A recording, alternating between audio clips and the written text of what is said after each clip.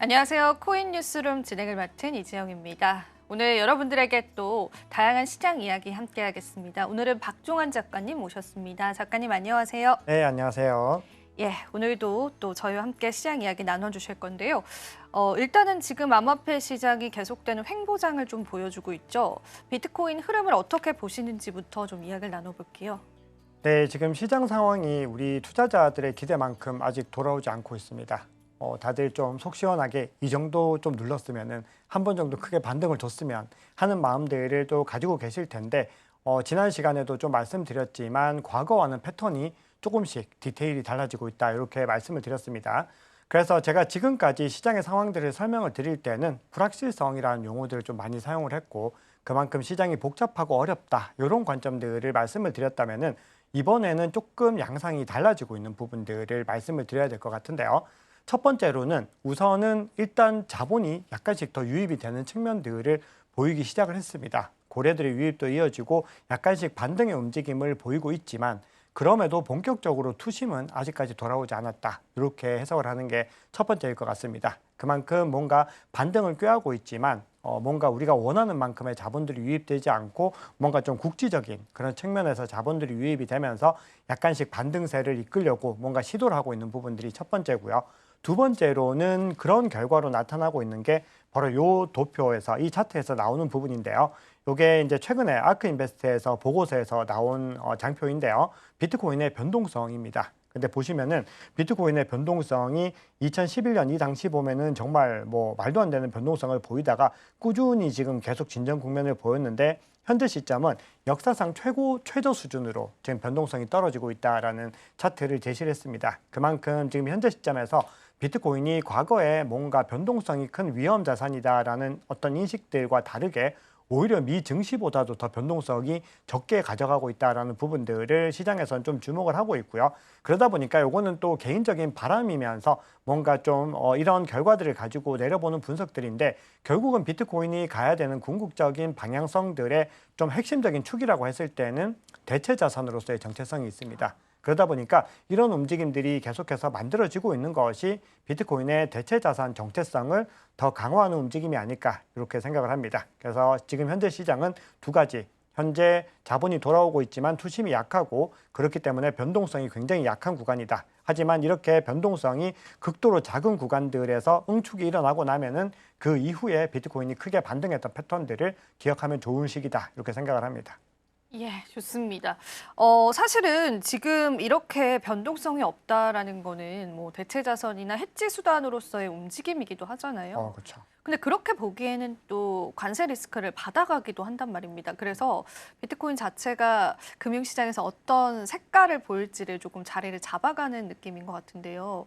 작가님 보실 때는 안전자산으로서의 면모가 더 크다고 생각하세요? 아니면 위험자산으로서의 면모가 크다고 보세요?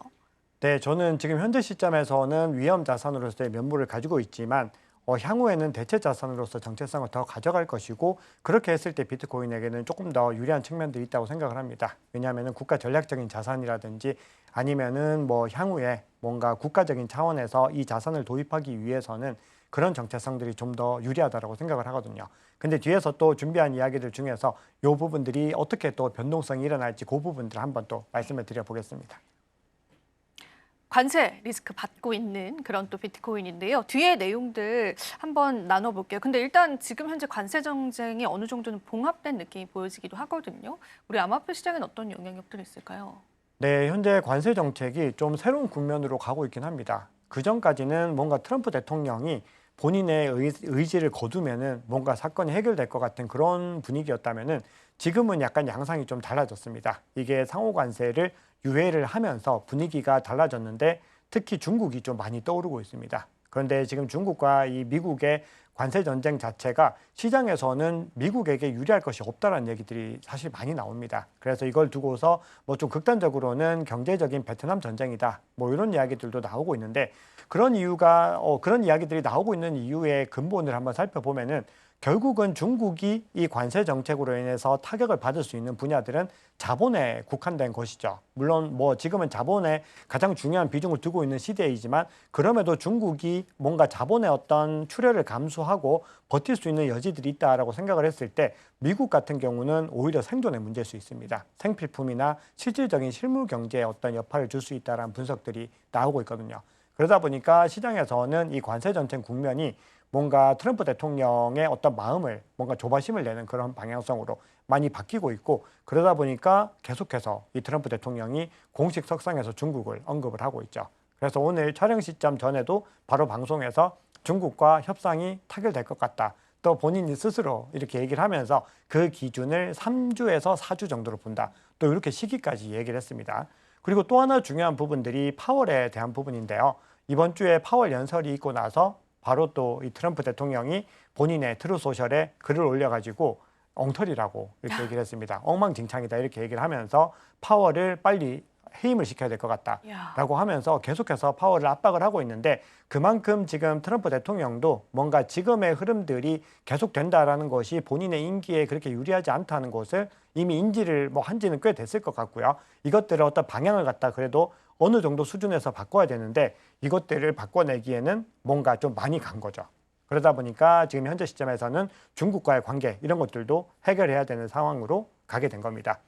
자, 그래서 결론적으로 이야기를 해보면은 트럼프 대통령이 관세 정책을 강하게 밀어붙였던 이유는 무역 적자 0에 도전하겠다 이런 관점이었고 결국은 무역 적자를 줄인다라고 하는 게 본인들의 재정 부채를 줄인다라는 관점으로 시도를 했던 겁니다. 그리고 이걸 통해서 제조업이 다시 미국으로 돌아오는 것들을 기대를 했을 텐데 오히려 그것과는 반대 현상들이 나오고 있죠. 오히려 국가의 어떤 신용도에 문제가 생기고 미국의 국채에서 이탈이 계속해서 늘어나면서 더 이상 미국이 안전한 국가가 아니다. 즉 미국 국채가 안전자산이 아닐 수 있다. 이런 인식까지 많이 강해지게 된 겁니다. 그러다 보니까 최근에 30년물 국채금리 봐도 지금 급등하는 움직임들을 보이고 있죠. 그런데 관세 유예를 했는데도 불구하고 계속해서 더 하락하지 않고 지지부진하게 이어져 가고 있습니다. 그 얘기는 지금 현재 금이 보여주고 있는 퍼포먼스와는 너무 다르죠. 대표적인 안전자산 하면은 금과 미국의 국채였는데 미국 국채가 위용을 많이 잃었다는 겁니다. 결국 이런 상황들이 나오게 되면은 트럼프 대통령도 포지셔닝을 이제 약간씩 점차적으로 바꿔갈 수밖에 없다라는 것이고 그럼에도 이 관세에 대한 것들을 완전히 무시할 수 없고 완전히 포기할 수 없기 때문에 뭔가 협상과 관세 어느 정도 중간선에서 봉합을 해야 되는데 이것들이 중국이 좀 협조를 해주지 않으면서 뭔가 어려움을 겪고 있는 국면이 아닌가 그렇게 생각을 합니다. 그래서 결론적으로는 뭐 시간의 문제지 않을까 그렇게 생각을 하고 있습니다. 이게 사실 저도 눈여겨봤던 이유가 달러도 약세더라고요. 맞습니다. 사실 지금까지 안전자산이라고 우리가 여겨졌었던 이 달러 그리고 말씀해주신 이제 국채 수익률 자체가 지금 현재 안정화를 나타내고 있지 않잖아요. 그러면은 뭐 경제적인 질서가 좀 재편되는 느낌이 들기도 하고 이게 미국 못지않게 중국도 많은 카드가 있다라고 좀 느껴지기도 해요. 네, 그래서 맞습니다. 이게 트럼프 입장에서도 뭔가 이제 속마음은 약간 좀 불안하지 않을까 그런 생각이 좀 들기도 해요. 네, 뭔가 성과적인 것들을 되게 과시하길 좋아하고 본인이 뭔가 이 정도 했으면 뭔가 본인이 기대하는 만큼 돌아와야 되는데 지금은 뭐 이런 상황들을 아주 계산을 하지 않지는 않았겠지만 그럼에도 본인이 가고자 했던 시나리오랑은 좀 많이 달라지는 국면들을 스스로 좀 많이 느끼고 있을 거라고 생각을 하고 그러다 보니까 본인의 소셜에서 그런 것들이 뭔가 좀 서두르는 느낌, 그쵸. 뭔가 쫓기는 느낌들이 문맥에서 너무 많이 드러나고 있다는 부분들이 공통적으로 외신들도 지적을 하고 있는 부분입니다.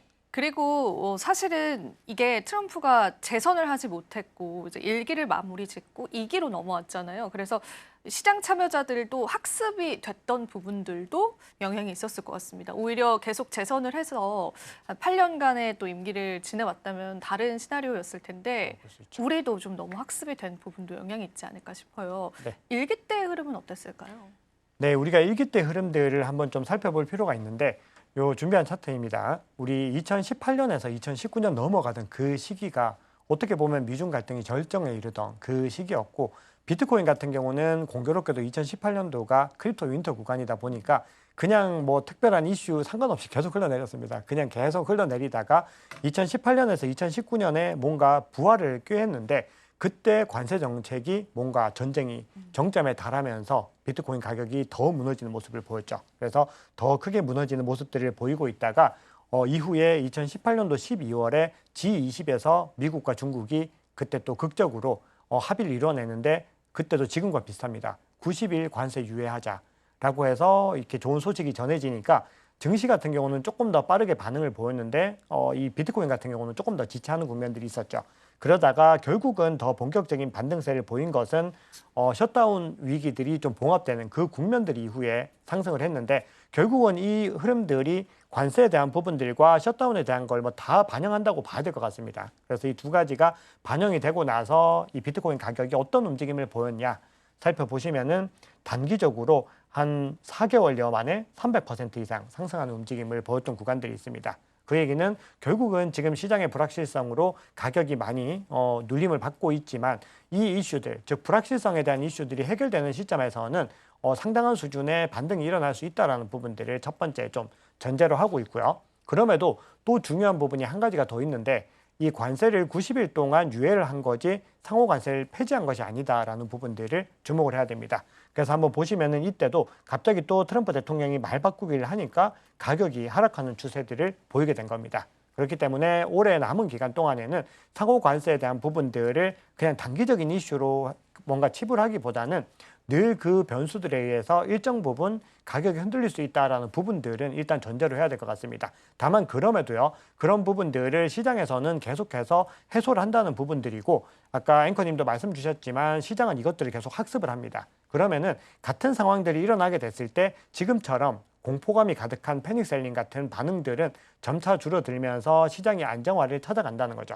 그럼 우리는 두 가지 관점에서 생각을 해볼 수 있는데 첫 번째로 생각해야 되는 부분들은 결국은 관세 정책 관련해서 이슈들은 시간이 지나면서 해결이 될 것이다라는 부분들이 첫 번째이고요. 두 번째는 시간이 지나면서 시장은 거기에 대해서 더 합리적이고 이성적인 대응을 하게 될 것이다. 이 부분들을 생각을 해주시면 좋을 것 같습니다. 그래서 관세 정책이 지속이 되더라도 시장이 뭐 앞으로 계속해서 끝도 없이 눌림을 받는다. 이런 관점이 아니라는 부분들을 잘 기억하시면 좋을 것 같습니다.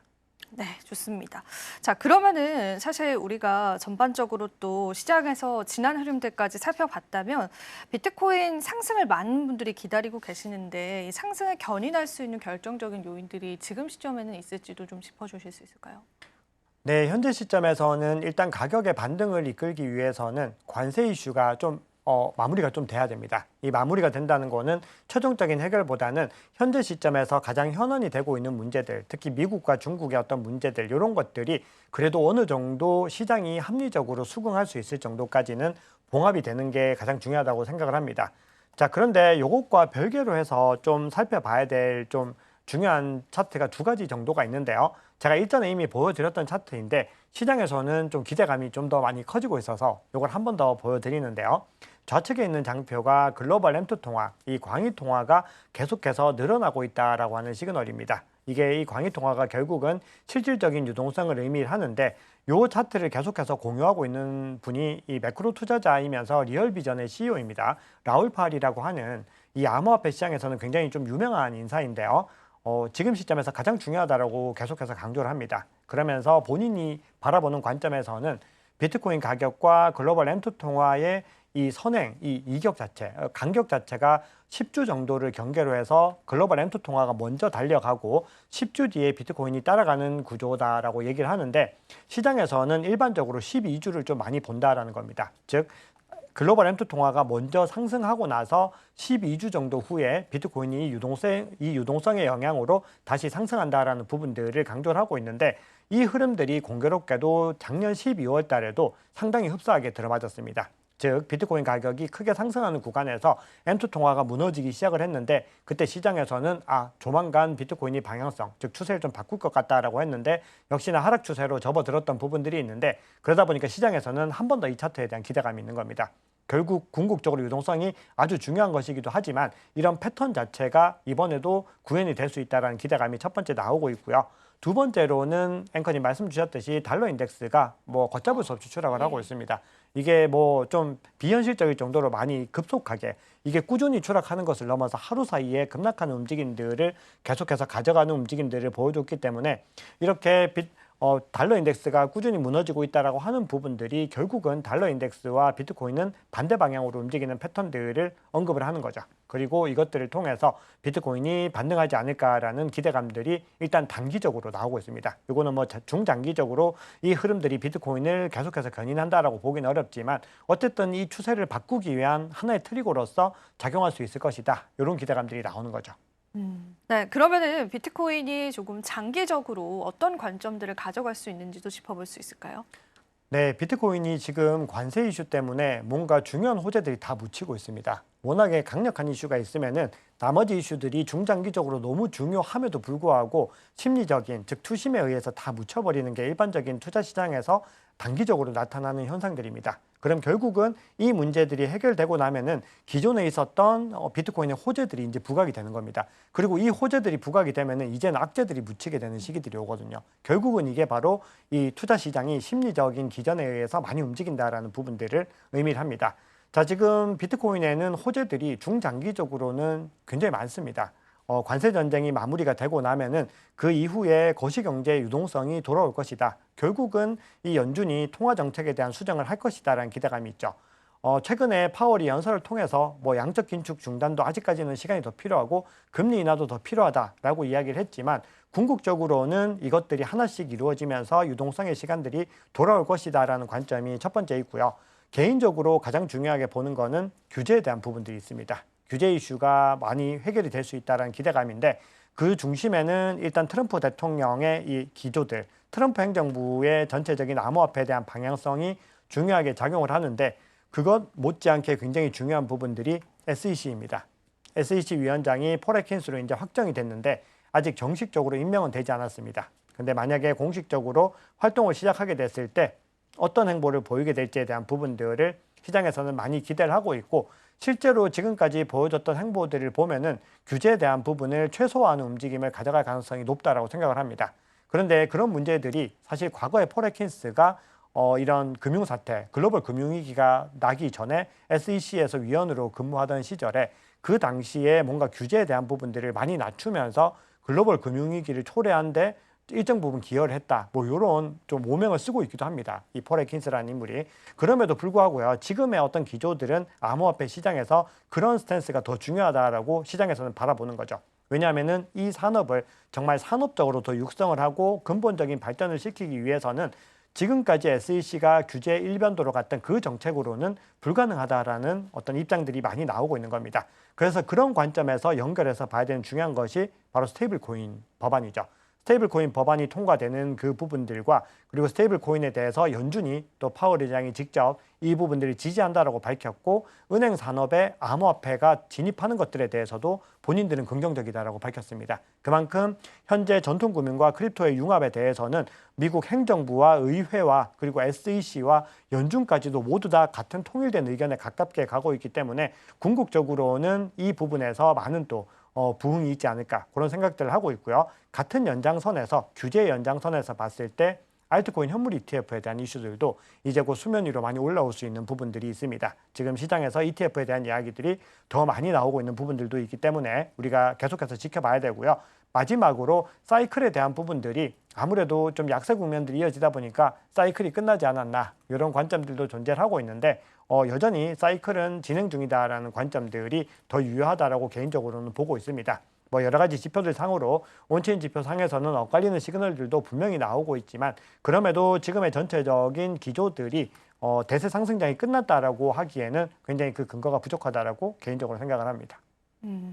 사실 이제 이렇게 펼쳐진 것만 봤을 때는 우리가 호재로 좀 기억이 될 만한 그런 사건들은 굉장히 많이 기다리고 있는 것 같아요. 근데 제가 여기서 이제 뭔가 저의 이제 궁금증을 한번 풀어보자면 이런 호재가 만약에 우리 시장에 나타난다고 했을 때 반영도가 어느 정도일 것이라고 보세요?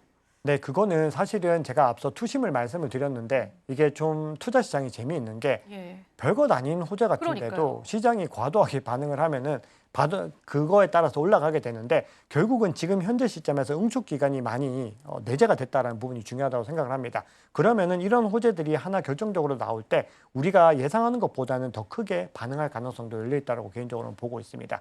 우리가 2023년도에 글로벌 그 은행 위기 은행 위기, 중소형 은행 위기가 있었을 때도 사실 시장에서는 전혀 기대하지 않았고 비트코인이 이 시점을 왜 이렇게 올라야 되지라고 다들 의문점을 가지고 있었지만 결국은 시장이 굉장히 많이 압박을 받고 응축됐던 국면에서 이런 호재 하나로 모든 것들이 다 터져 나오듯이 상승을 했던 부분들이 있습니다. 그만큼 시장에서는 어떤 호재들이 하나가 등장했을 때 시장의 현재 상황과 대비를 해서 이 중요한 주체들의 움직임에 따라서 반응을 한다라고 생각을 합니다. 그러면은 그 움직임들이 먼저 시작이 되면은 이후에 개인 투자자들이 이제 가는구나 하고 다시 또 막 시장에 들어오기 시작을 하는 거죠. 그러면은 또 근본적인 상승 랠리를 이어갈 가능성은 여전히 열려 있다 이렇게 생각을 합니다. 다만 그럼에도 우리가 그 시점들을 너무 짧게 보고 당장 일주일 후에, 2주 후에, 뭐 한 달 후에 이렇게 간다는 거는 좀 제한이 있지 않을까 그렇게 생각을 하고 뭔가 좀 마음의 여유를 조금 더 가지고 가시는 것이 더 좋다라고 생각을 합니다. 네. 사실 시장이 참 우리가 알 수가 없죠. 정말 작은 호재에 크게 반응하기도 하고 큰 호재에 반응이 미비하기도 합니다. 맞습니다. 자, 그럼 이제 작가님 준비된 내용들 저희 쭉 한번 들어보고요. 오늘 이 시간 마무리해 보겠습니다. 네, 오늘 굉장히 많이 준비했는데 요 이야기를 하고 일단 나머지 얘기들을 조금 또 우리가 다음 기회에 바로 이야기를 좀 나눠봐야 될 것 같습니다. 자, 지금 시장에서는 앞서 우리 앵커님이랑도 얘기를 했지만 안전자산으로서의 위험을 갖춰갈 것인가 이 부분들이 굉장히 중요합니다. 근데 거기에 대해서 시장에서 여러 분석들이 나오고 있는데 그중에서 이제 가장 중요하게 봐야 되는 게 요 두 가지 차트인데요. 우선 최근의 움직임들 한번 보면은 S&P나 나스닥보다 비트코인이 가격 방어력이 더 좋습니다. 이 얘기는 나스닥이 크게 무너지는 구간에서도 비트코인 가격이 제자리를 지켜냈다라는 건데요. 최근에 나스닥이 4.5% 가까이 하락을 할 때 이 블랙락의 IBIT가 소폭 상승하는 그런 움직임을 보여주기도 했고요. 그리고 또 더 최근에도 이 파월 연설이 끝나고 나서 이 나스닥이 크게 하락하는 구간에서 비트코인은 상대적으로 덜 하락하고 빠르게 반등하는 움직임을 보여줬습니다. 이 얘기는 서서히 뭔가 비트코인이 나스닥과는 이제 결별하기 위해서 시도를 하고 있는 것이 아닌가 이 부분들을 생각해 볼 수 있고요. 두 번째로 중요한 부분들은 결국은 금을 따라갈 것인가 이 부분들인데요. 시장에서는 금을 한 3개월 정도의 격차를 가지고 따라갈 것이다라는 전망들이 많이 나오고 있습니다. 그리고 실제로 차트의 패턴 한번 살펴보시면은 오른쪽에서 굉장히 유사하게 같은 구간에서 비슷한 구간에서 지지를 받고 저항을 갖다가 지지를 받고 또 저항을 갖다 뚫어내면서 상승하는 움직임들을 보이고 있는데 현재 요 구간에 위치를 하고 있는데 금이 상승하기 전 요 구간과 비슷한 관점으로 볼 수 있겠다라는 또 외신의 기사들도 있었습니다. 그만큼 시간의 문제인 것이고 결국은 이 국면들이 시간이 지나면은 다 대체 자산으로서의 어떤 위용들을 찾아가지 않을까라고 시장에서는 기대를 많이 하고 있습니다. 네, 좋습니다. 말씀해 주신 것처럼 이 암호화폐, 특히나 비트코인이 우리 금융시장에서 어떤 위치를 차지할 것인지가 지금 현재 시점에서는 중요한 것 같습니다. 그 색깔이 지금은 또 시장에서 오락가락하는 모습들도 확인이 되고 있는 시점이라서요. 우리가 조금 더 시장의 상황들을 지켜봐야 될 필요가 있을 것 같고요. 마지막으로 작가님께 우리 투자자분들에게 또 한 말씀 해주시는 거 들어보고요. 마무리해 보겠습니다. 네, 지금 시장은 굉장히 중요한 변곡점에 와 있다 이렇게 생각을 합니다. 앞서 말씀드렸던 것처럼 곧 온체인 지표에 대해서도 좀 말씀을 드리겠지만 온체인 지표 상으로 뭔가 좀 중요한 국면에 와 있습니다. 처음에 시작할 때 말씀드렸던 그 부분들입니다. 유동성이 점차 계속 들어오고 있지만 투심이 아직까지 돌아오지 않은 상황인데 이 투심이 약간씩 변화하는 국면들을 보이고 있기 때문에 우리는 지금 시점에서 조금 더 참을성을 가지고 좀 인내심을 가지면은 좋은 결과를 볼 수 있지 않을까 생각을 합니다. 결국은 투자의 관점에서는요. 이렇게 기다리고 관망하고 버티고 견디고 이런 구간들이 사실은 상승하는 구간보다 월등하게 많습니다. 그렇기 때문에 지금 이 구간들에서 포기를 하시거나 이렇게 하시면 절대 안 되시고요. 지금 굉장히 중요한 구간이다라는 걸 인지를 하시면서 시장에서 잘 대응해 나가시면 좋겠습니다. 네, 우리는 중요한 구간을 지나가고 있습니다. 같이 시장 한번 견뎌보시죠. 자, 오늘 다양한 내용 나눠봤습니다. 작가님 오늘도 도움 말씀 고맙습니다. 네, 감사합니다. 코인 뉴스룸 오늘은 여기서 인사드리도록 하겠습니다. 저희는 다음 이 시간에요. 더 알찬 정보들 함께 하겠습니다. 오늘도 시청해주신 여러분 고맙습니다.